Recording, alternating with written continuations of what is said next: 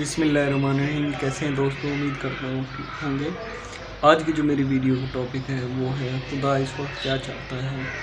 How to know God will, Allah ताला क्या चाहता है हमसे और हम क्या करें जो हमारा अल्लाह हमसे राज़ी हो जाए।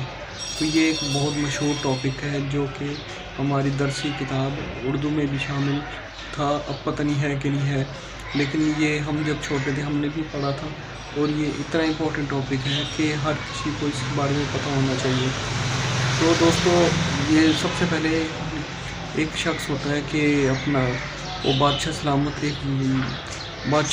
की दौर की बात है। एक बादशाह होता है तो वो अपने सिपाहियों को लेकर और दूसरी जगह घूमने जाकर कहता है कि आज मैं शिकार करूँगा, तो शिकार करने जाऊँगा।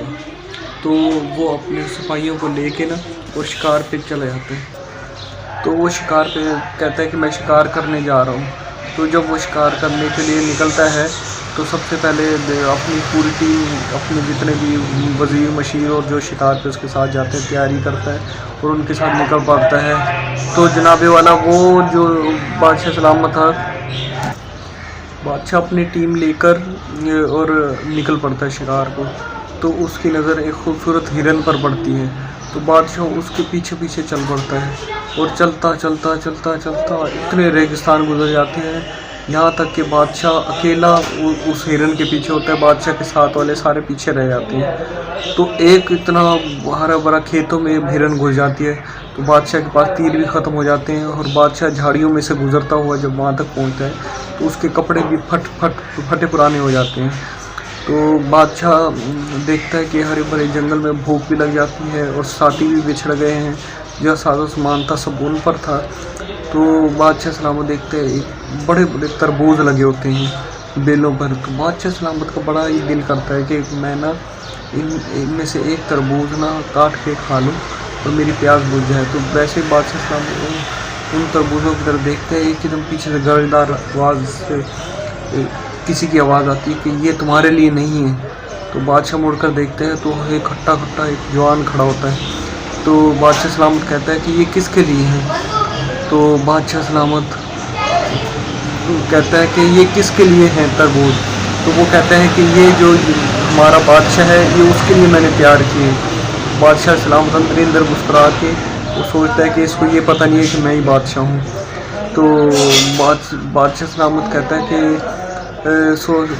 है कि इनमें से एक तरबूज मुझे दे दो। बुरा हरगिज़ नहीं, इसकी मुझे कोई डबल दाम भी देगा फिर भी नहीं दूंगा, और ये सारे के सारे मैं बादशाह की खिदमत में पेश करूँगा और जो वो इनाम देगा तो वो मैं इनाम लूँगा। तो और बादशाह से ढेर सारा इनाम लूँगा। तो बादशाह कहता है कि अब इसको मैं क्या बोलूँ। बादशाह बोलता है अगर फ़र्ज़ करो बादशाह तुम्हारा इनाम ये ना, तुम्हारी ये जो तरबूज है ये कबूल ना करे तो वो उससे मैं कहता है फिर उसकी ऐसी की तैसी अगर ना कबूल करे तो मैं तो सारा साल हो गया इन पे मेहनत कर रहा हूँ कि बादशाह के लिए तैयार करूँ।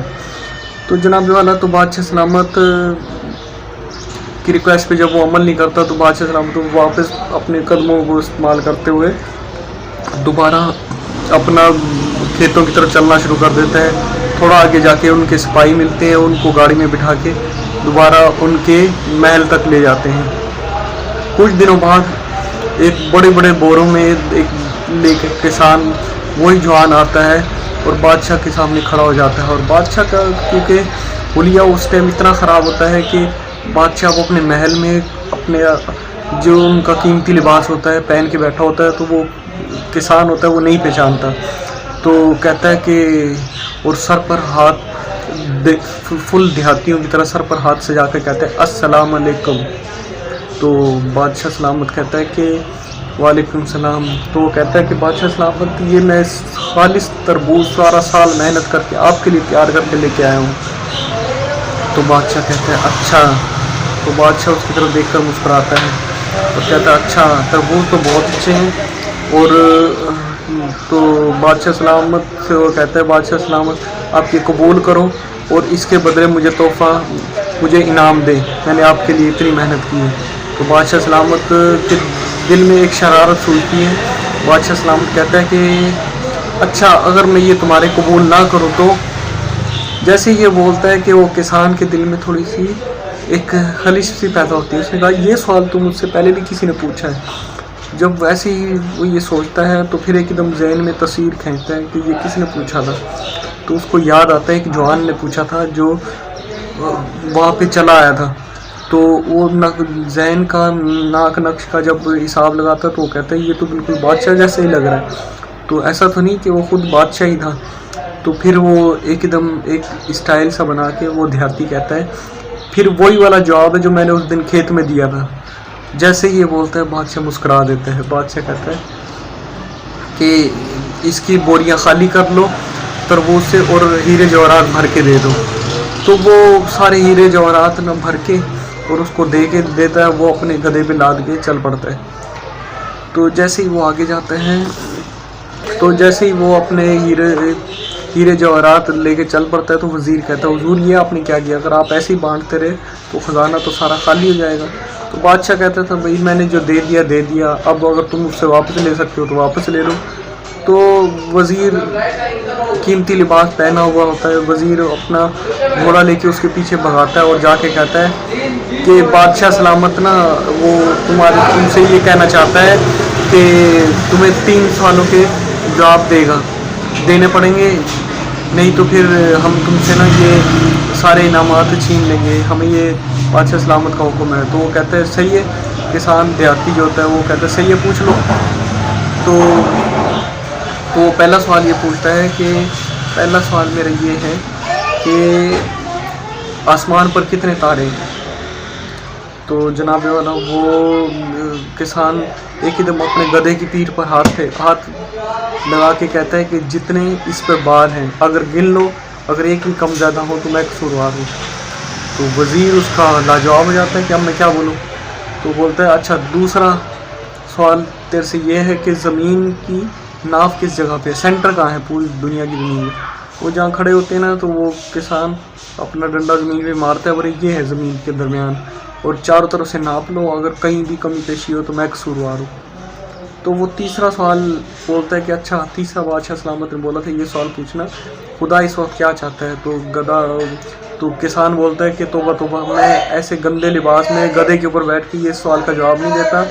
آپ اپنے وزیر کو بولتے ہیں آپ اپنے کپڑے مجھے پہناؤ میرے والے خود پہنو مجھے گھوڑے پہ بٹھاؤ پھر میں اس کا جواب دوں گا. تو ایسے وزیر کر دیتا ہے. اس کو اچھے کپڑے پہناتا ہے گھوڑے پہ سوار کر دیتا ہے. تو اب وہ جو کسان ہوتا ہے وہ کہتا ہے خدا اس وقت یہ چاہتا ہے کہ تم اس پھٹے پرانے لباس میں نا اور اپنے بادشاہ کے پاس جاؤ اور میں اچھے گھوڑے اچھا اپنا ہیرے جواہرات لے کر اپنے گھر واپس جاؤں. یہ کہتے ہوئے گھوڑے کو دوڑا لیتا ہے اور کہتا ہے خدا اس وقت یہ چاہتا ہے کہ میں اپنا سینہ جمیل گھوڑا لے کے ہیرے جواہرات لے کے بادشاہ کا انعام اپنے گھر چلا جاؤں.